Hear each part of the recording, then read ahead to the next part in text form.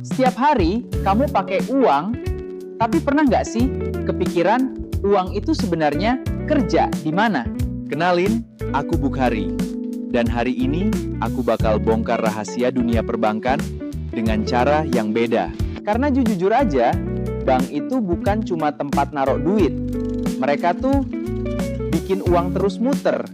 Dan gue bakal bahas 5 hal penting yang kalau lo ngerti, cara lo lihat bank bakal beda total. Tapi sebelum masuk jauh, ada satu hal dasar yang sering banget disalahpahami. Nggak semua bank itu sama. Ada yang namanya bank umum, dan ada juga BPR. Secara garis besar, dunia perbankan itu dibagi jadi 2 jenis utama. Pertama, bank komersial. Ini yang sering Anda lihat, besar, lengkap, dan banyak layanan. Kedua, BPR. Bentuknya lebih sederhana, tapi perangnya penting banget buat masyarakat kecil. Kalau dibandingin, bank umum itu kayak all-in-one, sedangkan BPR lebih fokus ke satu tujuan. Jadi jangan salah, meskipun sederhana, BPR tetap punya peran besar.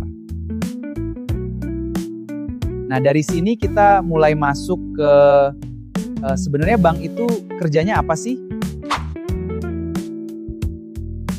Fungsi utama bank umum itu simple, tapi penting banget. Mereka ngumpulin uang dari masyarakat lewat tabungan, deposito, dan lain-lain. Jadi bank itu ibarat jembatan antara yang punya uang dan yang butuh. Nggak cuma itu, bank juga punya banyak layanan tambahan. Mulai dari transfer, pembayaran, sampai mobile banking yang lo pakai tiap hari. Itulah kenapa bank punya peran besar, karena dari situ ekonomi bisa terus bergerak dan berkembang. Di tengah kesibukan usaha, disinilah peran BPR dekat langsung dengan masyarakat kecil. Mereka bantu kasih modal, supaya usaha bisa terus jalan dan berkembang. Memang, layanannya nggak selengkap bank umum. Tapi justru di situ kelebihannya. Pelayanannya lebih dekat dan personal. Dari situ, usaha bisa berkembang, jadi lebih besar dan lebih stabil. Tapi semua itu nggak terjadi begitu saja, ada sistem dan manajemen yang mengaturnya. Ngatur bank itu nggak sederhana kelihatannya.